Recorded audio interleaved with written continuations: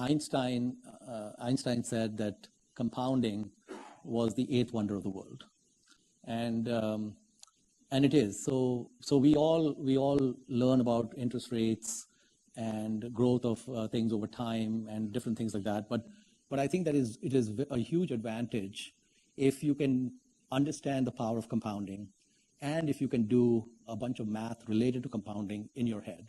So what I'm going to do is just kind of throw out some terms, and some of the math actually that we're going to do I've not done myself, so I'll be doing it on the fly, which will be kind of fun. So I'll take one example from a letter Warren Buffett wrote to his investors in the 1950s. I think it was like 58 or 59.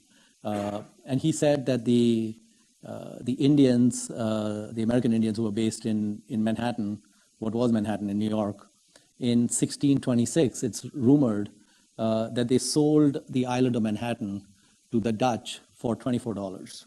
That was the sale price.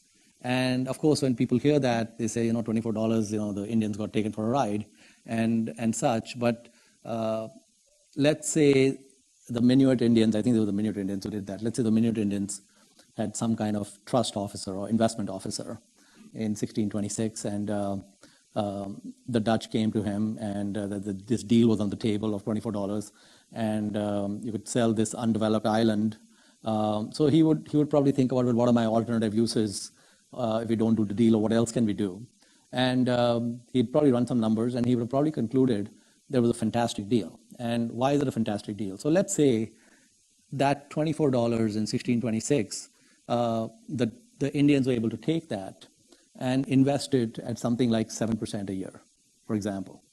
What would that $24 be today if it were invested at 7%? So let's do the math without any pencil or paper. So we have something known as the rule of 72, which some of you may be familiar with, which is that, if I have a 7% interest rate, I can take 72 divided by 7.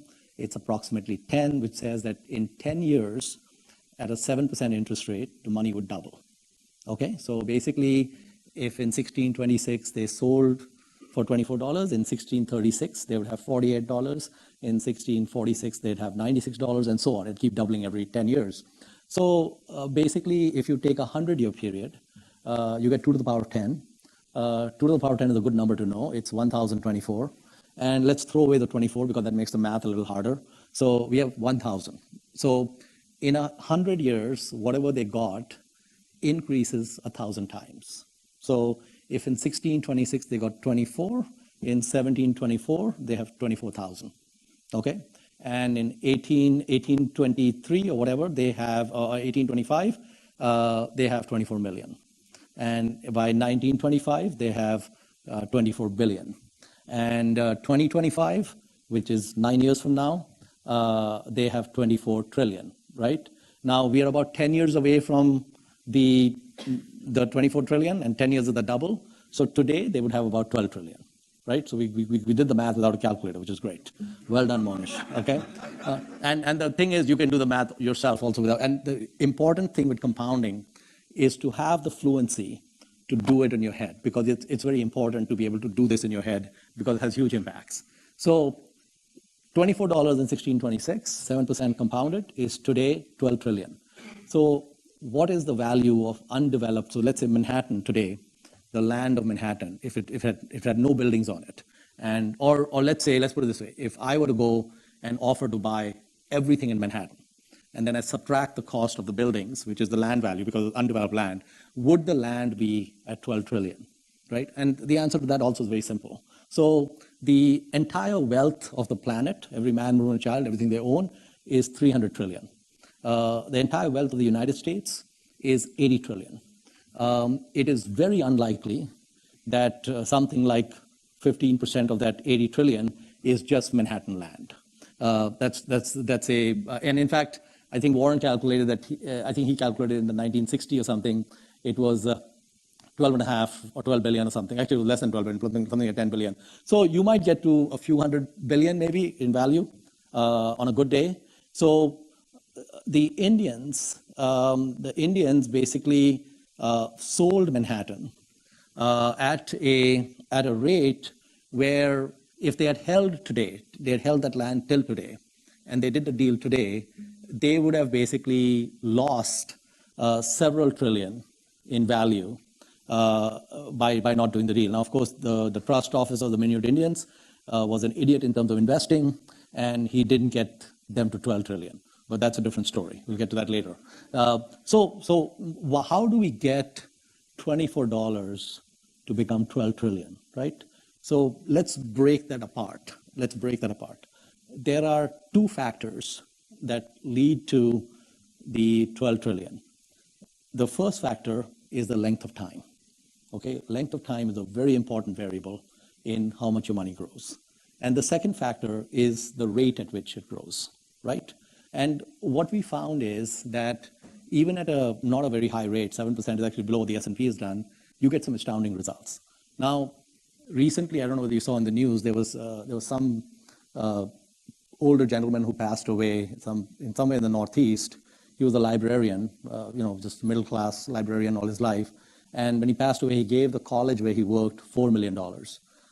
And everyone was surprised that this guy, who was very much a middle-class, ordinary guy, had actually got $4 million saved up. And of course, these journalists who wrote the article don't know how to do math, and they didn't attend the lecture that we're just having. So they didn't understand kind of how things work with get to 4 million. So let's take a situation. Okay, so let's say there's an 18-year-old. And let's say this 18-year-old has very few skills and he can only get a minimum wage job, right? And so he's making something like 15,000 per year, working 2,000 hours or so. And let's say, for example, he's able to save something like 10%, maybe hard, but let's say he's living at home, et cetera, saves 10% of that 15,000 before taxes because he can put it in an IRA or something. And so his actual kind of after-tax income might decline by 1,000 if he's working someplace where there's an employer match. Some of you students will get employer matches and such in retirement accounts, so you might have to save less to get more. So if this person is 18 years old, saves $1,500, and let's say he keeps putting the $1,500 every year into a retirement account, and let's say, for example, that he gets something like a 7% return on that money. And let's say that his income goes up very modestly, like his income is only going up by 2% a year. And when it goes up by 2% a year, his savings go up by 2% a year. So instead of saving $1,500 next year, he saves $1,530. So it goes up very slowly. And when he retires 50 years from now, which is at the age of 68, he is at that point, 50 years later, making less than $50,000 a year. Didn't have any significant growth in income, just barely kept up with inflation and such. What would that person have at the age of 68? Well, let me make it easy for you. The first year when he saves the $1,500, he's got 50 years. We know it's 7%. We know it doubles every 10 years. We know it's 2 to the power of 5. We know 2 to the power of 5 is 32. And we know what 1,500 times 32 is. So he's got 48,000, right? So the first 80, what he saves at 18, at the age of 68 is 48,000. Age of 19, maybe somewhere similar to that, but you get the point as you go on. The end result, just to make it simpler for you, is a little over $1 million, okay? So the librarian is not making 15,000. He's got a white-collar job. He's probably making somewhere less than 100 and maybe more than 40 or 50,000, somewhere in that range. And he paid attention when they were talking about compounding in math class, and if he makes 4 times what the guy with the minimum wage makes without doing anything esoteric, he ends up with a very significant net worth. So the question is, why doesn't everyone end up wealthy when we retire?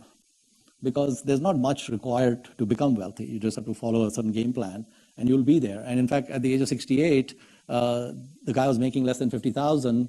He could start withdrawing 50,000 or more per year from that account and it would outlast the rest of his life because he'd have a 5% withdrawal rate and he's got a 7% earnings rate. So the money would actually keep growing. He'd probably end up making a $4 million donation to another school or something. So compounding is a very important element to understand. And again, What matters is it makes a huge difference if that person starts at the age of 18 versus 28. Huge difference. And my daughter, my younger daughter, last year, she interned at a place and she got paid like close to $5,000 during the internship. And she had no expenses and such, so the money was just sitting there. So I said, you can open an IRA, and so I got her to open an IRA. And then I said, if you trust me, you can give me power of attorney, and I can invest the money for you. And one time she was flying back from New York, she was very tired, and I just told her, that $5,000 you gave me at the age of 18, I put it into one stock, because we can take some risk because you're 18, you don't need the money, and probably that stock doubles or triples in the next 2-3 years because it's my best stock pick. And so I said, let's say it doesn't even double or triple. Let's say it, goes at 15% a year or something. So 15%, rule of 72, every 5 years things double, right? And I ran the math for her. And I said, what does the 5,000 become at the age of 68, right? So you got 50 years to the power of 10. So you got 10 doubles, you got 1,000. You get to 1,000 times the 5,000, which is 5 million. So I said, Momachi, you worked one summer, and in the age of 68, you'll have 5 million from the summer work. But then the next summer, you're going to work again, and that'll become 5 million at the age of 69. And at some point, you're going to graduate, and you might make more than 5,000 in a year. And you might actually save a few $1,000s. And I said, what's your net worth at the age of 68? And I gave her some number, and it was like 2 in the morning, I was picked up from the airport, and she was asleep, and she was wide awake. She said, oh, like, how did that happen, And what's going on? Very, very, very focused. And so the thing is, it's the two pieces. The length of the runway is really important, right? So 50 years, number of doubles. It's all about the number of doubles. This is how Buffett thinks about it. How long does it take things to double? So if you ask Warren Buffett, Mr. Buffett, I'm the genie from Aladdin. You can have any wish you want. What would you like? So you know what he would say? He says, I only want one wish, which is that when I'm dead and they look at me, they say, man, he was old. Okay? So he just wants to not die for as long as possible. And it's not like he loves all of us on planet Earth is why he doesn't want to die. He wants to compound, and he wants to keep compounding for as long as he can. And I think in his case, he's 86, and he started his compounding journey at the age of 11, and he actually understood compounding, I think, age of 9 or 10. And I think at 24 or something, he told his wife that we are going to be wealthy beyond our dreams. We're going to have more money than we won't know what to do with it. And so we got a plan for, what are we going to do with all this extra cash? And his wife thought, this guy is, because I want to buy a house, we don't have money to buy a house, he thinks we're going to get super wealthy, what's going on? And of course they did. So compounding is a very important element, no matter what your profession or calling in life ends up being. It's very important to have the fluency in math, very important to understand the concept of a runway and the length, time it takes to double, and compounding rate. And don't take the retirement account or 401k or IRA, pull out the money and go on vacation. The time value destruction of that is huge.